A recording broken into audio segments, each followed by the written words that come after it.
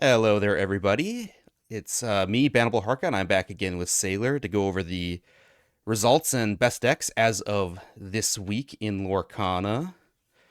Hey, excited to report back. We had like such a big weekend full of tournaments. Kind of exciting, right? And I'm very glad and grateful that all these local stores are doing all these tournaments while we patiently wait for the next DLC season to be announced. Yeah, for sure. We just looked, we had 5 tournaments across the globe with more than 70 players, and there were some slightly smaller tournaments too that had some big names in them. So, a very informative week for the metagame and what decks are seeing success. Yeah, absolutely. So we wanted to start with some honorable mention, or as we like to call it, decks that are on the rise. And the first one that I want to talk about is this Amethyst, Emerald, Diablo discard deck that is getting popularized by the team Be Prepared in Belgium. And there was this 74 players tournaments that is called the Conflux in Clash. That was won by Dinu, who's an European continental top 16 Finnish player. So already like a very accomplished player. He had done a guide on green purple right back in a set ago, and now he's back with his team with a new version that is playing 12 shift target for Diablo. Uh, so it's very much a Diablo deck. It only plays 2 Prince John because it also has friends on the other side, right? As other ways to draw, and it's playing the genie and as a way to generate lore out of the against the blue steel matchups, basically, and also some number of creakies. So very interesting list. Yeah, I think that just having a pile of evasives gives you um, threats that can cheese out games. I mean, some decks just have trouble dealing with a bunch of evasive characters, and there's not enough removal in most decks to deal with them if you can't challenge them down. And yeah, obviously, if you have the shift Diablo, you'll be able to shift it almost every single game because you have so many shift targets, which allows for some really powerful starts. And in other news, Ruby Amethyst just refuses to die. There are a few dedicated Ruby Amethyst players who I guess refuse to play anything else, and they Yep. have found a way to make it maybe not tier one, but seemingly viable. It's been putting up results here and there, which is pretty good considering I don't think there are that many people playing the deck. I think Yeah. most of the lists look like more aggressive lists using locations, which I think is a really good way to tackle the blue steel matchup because blue steel has some ways to deal with locations and can usually handle one, maybe two in a game. But if you can put multiple locations in play at the same time, I think that deck really struggles against them. Um, It and also yeah, has the new Queen of Hearts that right, can brawl pretty well. yeah, and there's some trickier lists I've seen with like that Queen of Hearts and um, what's the removal card? I can't remember now. The song. Teeth and Ambition. Yeah, Teeth and Ambitions. There's some lists doing some cute stuff with that, and maybe even the one drop card soldiers. But I think for the most part, it's these location lists which have been able to put up some results here and there, and including a couple this weekend, which is impressive as far as I'm concerned. Yeah. Maybe it will keep ticking up. Maybe if there's more Ruby Sapphire, it also has some doors open for more Ruby Amethyst.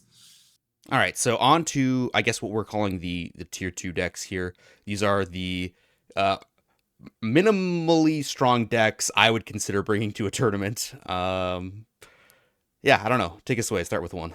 Yeah, absolutely. So I'll start with the one that I think is the best is Amber Steel. And there's many versions of it, right? There's the Steel Song version we've seen on the ICL this week that Ray brought like a Mulan shift, turn two quest, and then like take the look of the top card of your deck and sing the song immediately, so it can be very high rolly.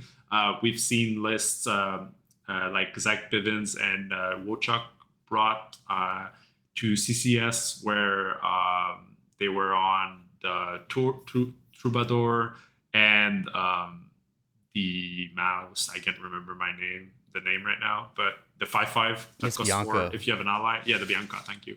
And there's also TMP from Ink Thieves who brought like a more heavy location with Rapunzel's Tower. So very different approach. Yeah, I think that all makes sense. I'm curious to see what builds will eventually find favor, or maybe we're just entering an era of Lorcana where just multiple builds of a deck just kind of exist throughout the whole metagame. I'm not really sure. The card pool has grown so much that Yeah. maybe it's just possible to support slightly different archetypes. I mean, that's kind of what we're seeing, right? Like Blue Steel, we cannot really only put in one slot. Mm-hmm. Now Ember Steel, but also Ruby Sapphire has had like DKPs and Sisu on Ice for 2 sets now. So I don't know. Yeah, it might be harder to slot in only one deck per in combination. For sure. All right, so another deck we have in tier 2 is still Green Steel. And Green Steel's, again, a deck that I still think is really strong. It did not put up big numbers this weekend, so maybe dropping a little bit in favor. But I just think that, again, Ursula, Deceiver of All, still very strong. Shifting Diablo, still an amazing play. The raw power level is here. Prince John, very, very strong against the Sapphire decks. Sapphire Steel is not playing Grab Your Sword or any good way to deal with it. And, playing 8-drop Sisu is pretty challenging out of the Ruby Sapphire deck if you can get them empty-handed. So, a deck that I still think is very viable, although maybe it has fallen a bit out of favor. Yeah, I think the best finishes was the Sapphire Zone Collectibles, 70 players, and it made top 4 with like the 4 Peach Shift, 1 Lucifer, 1 Hypnotize, but like pretty regular list. So Kurt Spice is currently doing very well in the LCCC with it. So there's that too. So I think it still can fare pretty well. Yeah. It might be on Fraud Watch with the advent of Ruby Sapphire really taking up a larger share of the metagame this weekend. Yeah. And I suspect will continue to take up a large share of the metagame going forward. I don't think it's a horrible matchup for Green Steel, but I don't think it's the matchup you want as a Green Steel player. It's pretty much the worst one, right? Yeah, so if that's going to be the most popular deck, then maybe Green Steel is on the outs. Might fall off of tier 2. Yeah. Mm-hmm. And then for last, the one that is the most represented, right? Not necessarily the most successful, is Amethyst Steel.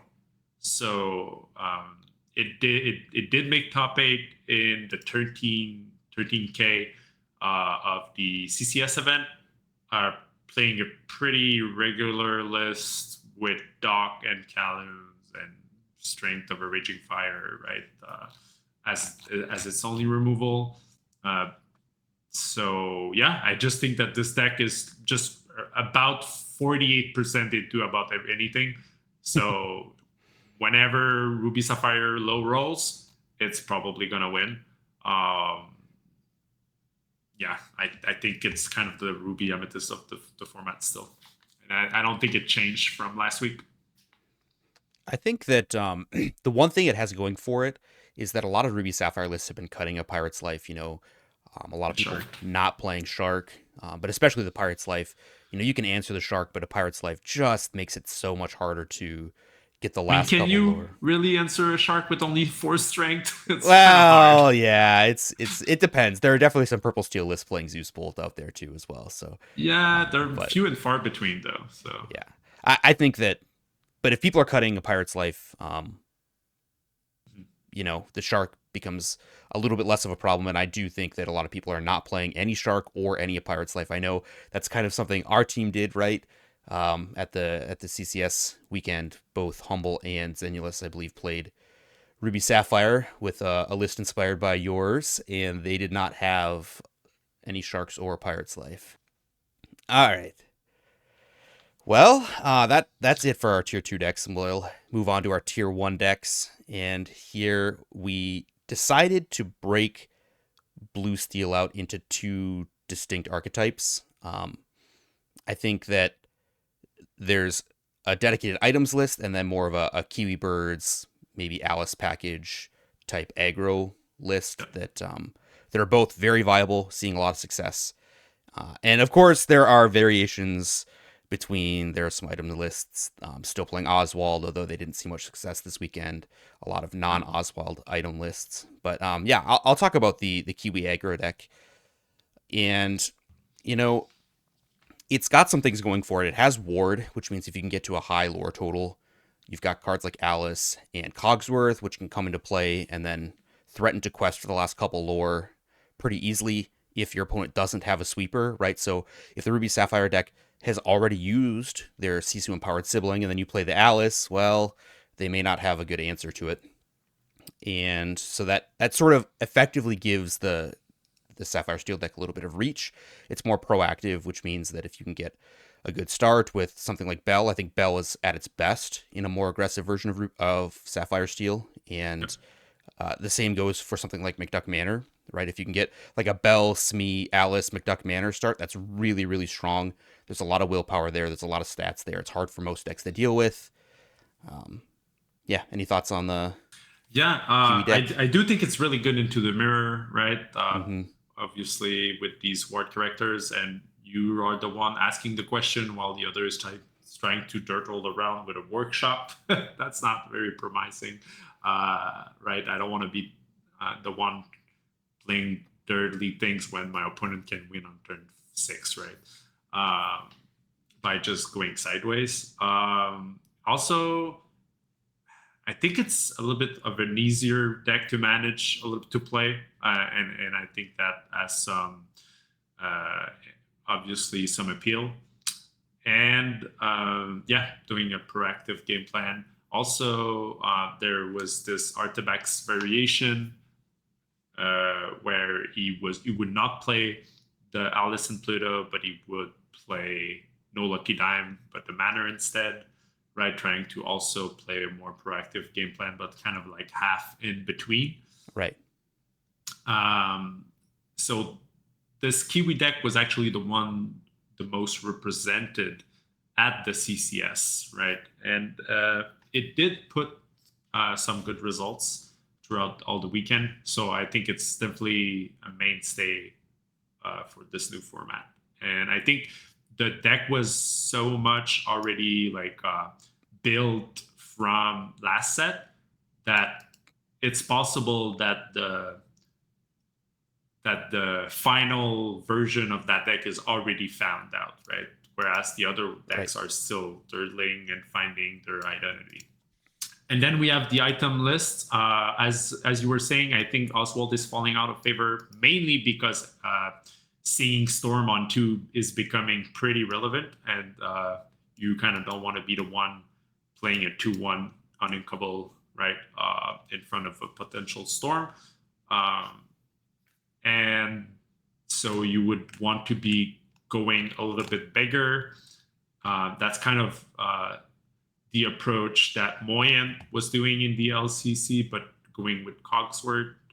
I'm not sure if it's still the right approach. But then Zan came up with a similar version, but without the Scrooges, and trying to do an in-between without workshop, right? So we're seeing a fall off, a heavy fall off into workshop potentially. So that's something to consider for your next weekend. But I'm not sure that people will update as soon as like next week, right? It's when we're trying to evaluate these metagames, if we go too far too quickly, sometimes you're playing ahead of the curve and you can get got by people still playing like a week old list. So just try to be to be wary about it. Yeah, and it's funny because we we had talked a little bit about Oswald before we started recording, and as a Ruby Sapphire player, I'm almost more scared of an Oswald list because it's a card I have to answer. I almost have to take like my 4 ink turn off after ramping on turn 2 so I can brawl the Oswald, and now I don't have a Tala in place, so I can't challenge down the bell. It's awkward sequencing as a Ruby Sapphire player Yeah, against the because Oswald deck. it comes too early, and I found my success by basically letting it do its thing for a turn Yeah, you or just have to let it go, but yeah, it and feels play my bad. Hiram so that I can get the cards and then start dealing with whatever he still has. Hmm. And if it's a Hiram, I'll get to deal with that first, right? And if he didn't put anything else threatening, then I'll maybe take out the Oswald. But like I really can't afford to just answer it right away because it slows me down too much. And then in what we think is now first place. And I think Hmm. that's a little bit of a bold statement, but it had really a breakthrough weekend, winning both CCS and Top Choice Gaming tournament, as well as not only winning but putting a lot of people into both of these top eight, right? Like For sure. going like I think they had like half of both top eight were on Ruby Sapphire, and it was not even the deck that was the most represented, right? So Right. it's even more impressive when you're looking at the breakdown percentages and then the number of people that got into like first place, but also top eight in those events. Um, Mostly the like playing a Sisu on Ice version, but as we were hinting a little bit early on, I also well, I played to a first place finish 2 weekends ago, a no shark, no be prepared list, and I kept it a little bit secret because our teammates were going to play it at the CCS, and also so that my subscribers could also bring it to their events. And obviously, AJ that won TCG is one of them, and Xan finished 7-1-1, good for a 10th place at the CCS event. Uh, and Curry also did pretty well, right? Top 64 with it. So it did very, very, very well. I think both shark and no shark version are both good. And I think from 1 week to another, you could definitely pick the one you like the most, right? If you're expecting more Amethyst, I think shark makes total sense. If you expect Sapphire Seal to be the most represented by a good margin, I think the no shark version is a little bit better because all of your cards are good against theirs. You are never putting a 6 drop that potentially could get Zeused immediately, or when you're in top deck, you're trying to answer a potential Tamatoa. You have less chance of finding those sharks and pirates life that would not help you fight those very very important characters. So I like all those two lists, right? Either the one that Hector brought or the one that Zen and AJ brought. And also, I'm I'm kind of relieved that DKP's version is not doing as well. Obviously, that's what I thought was going to happen because it is very soft to Pete, and we're very much living in a heavy Pete meta. But it's still very good against the regular Sisu on Ice version, I have to admit. Yeah, I do think that if you're going to play Ruby Sapphire, it's maybe worth practicing against the DKP list a little bit. I don't necessarily think you're going to run into it that often, but it is challenging to play against. You have to be prepared for answering Shark.